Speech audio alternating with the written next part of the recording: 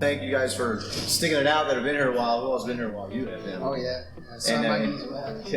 And for such a great cause. I've known Richard for a long time, and anything tap out cancer is something I want to be involved with. And Richard's going to tackle this cancer like he's tackled me. He's going to choke me out and kill us.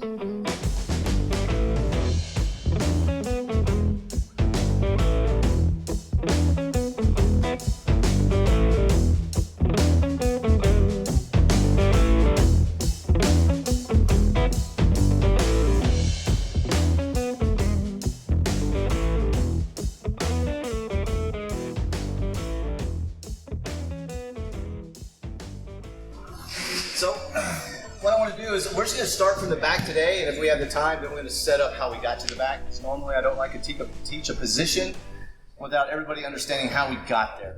Okay, it just kind of drives me crazy when we just learn a position over here, starting from mount or guard or whatever, and you don't know how you got there. Today we're going to start in a position, we're going to modify it a little bit. I'm going to give you one submission from one side and another submission from the other side. So you have an option from whatever your opponent is trying to do, whichever direction they want to go. Okay, because they're going to be slightly different. I'm going to start in this position here. Normally, a normal back take in most academies is going to consist of your hooks in, seatbelt grip, head lower than their head level, pulling in tight, and starting your attacks from here. This is the control that everybody likes to use, and there's nothing wrong with this control. It's a very strong control. When they start moving around, I can choose my side. Normally, I'm going to go to the side that's over the shoulder, the choking side here, laying on my elbow, and start feeding submissions from here, right? Everybody good with that? Does everybody understand the back position? Okay, so from here, how we're going to modify this is, first, I know he's going to start using his hands. So as soon as he starts using his hands, I'm going to feed this hand with this one, get the Kimura grip, and grab my own wrist. I'm going to modify my seatbelt grip with the Kimura grip. My next movement is I'm going to fall to my side, put one foot over, one foot on top. This is now my control. Now when he moves around, it's much more difficult. I've really locked in his shoulders and his hips, and I'm going to start attacking. Okay? So this is what I want to start with so everybody understands the position. So seatbelt grip, I'm going to feed the hand, redirect, get my Kimura grip, hug tight. I'm going to disengage almost like I'm going for like a bow and arrow. This foot comes over, and then I'm going to reinforce and hold tight. So now when he struggles, it's much more difficult to escape. Even if he does escape my legs, I have the Kimura grip, move around. Very hard for him to move, and I can still regain my control.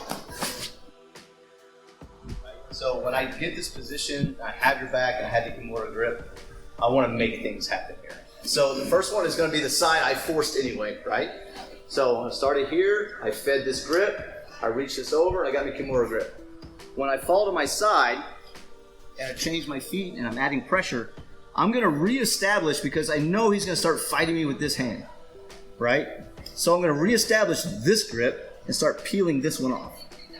And a lot of you guys were already using this foot. Bring that foot over. Tuck that foot till you feel it hit his hip. If you just hold here, he's going to get out of there. Tuck it in there. Lock it in there. And then you keep that here. I'm going to come under like a scoop under that chin. Wrap all the way under and just palm the back of his shoulder. Squeeze. This works, of course, if you notice, there's really not a lot of gi involved. Gi and no gi, this works great. Works actually a little bit better no gi because of the slip back. Pretty simple. A long time ago, probably about 10 years ago, when I first started playing with the Kimuras, it was all about here and then trying to submit the wrists. Yeah. Do this from the bottom. That's the flag. So I go here and I go right to hip. Oh yeah. So you can't fall to your side. Yeah, I got you. Okay, well anyway, so I do this on top too, because so what I started doing was framing on the hips. My Kimura, I call it the K-bar. The K-bar? K-bar grip. Because it cuts. It cuts through. I like it. Yeah.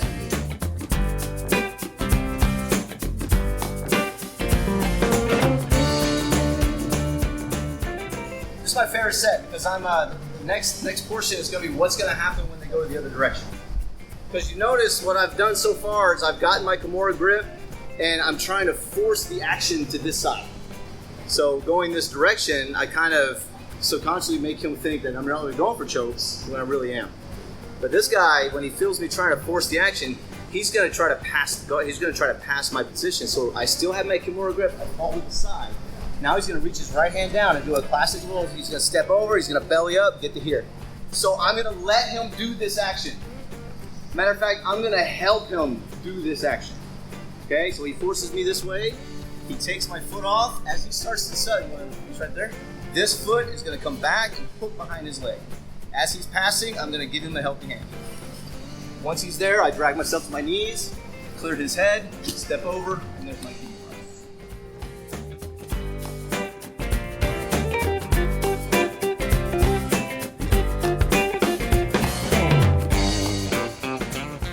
If I can reach all the way for this and bring it all the way back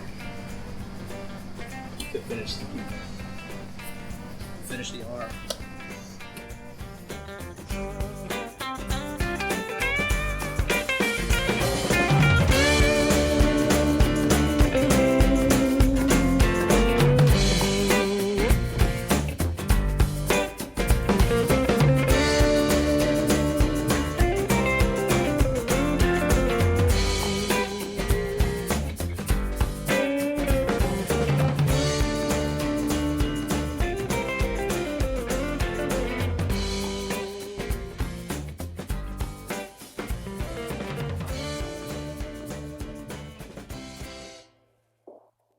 So if I was going to ask you, how would you take the back on him? Show me how would you take the back. Yeah, turtle. Yeah, sure, from turtle position.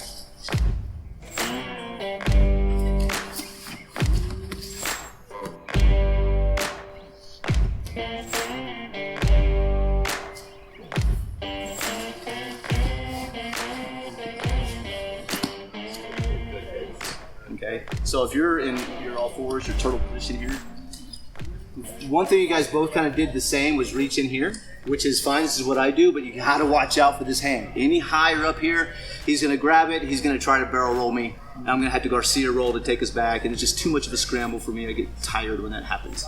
So I can counter that if I time it right, but I don't want to allow that to happen. So anytime I'm in this position, I'll grab that lapel, I'll pull it down, and I'll hook my elbow across the hip.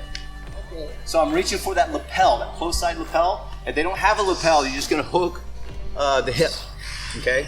So grab that lapel, pull it in, and lock your elbow behind him. So you still have the control, but he can't pull you over.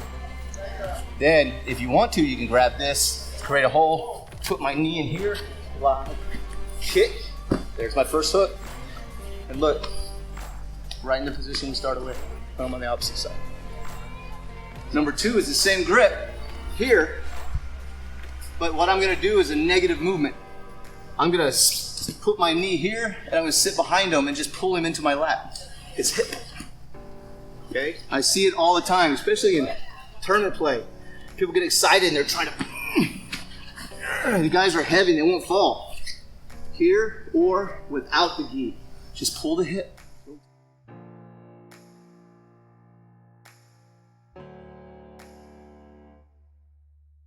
Rotate them down. You're already starting the moves. Make sense? So there's two of them to kind of play with. One of them, they both start from the same position. One of them, I'm throwing my shin across the thigh, pulling and rotating them out. And the second one, I'm just negative pulling their hips into me. No effort. The bigger 250, 260 pound guys, dump in my lap. And he starts to roll to his back. Oh, I'll catch him there. Let me start finishing.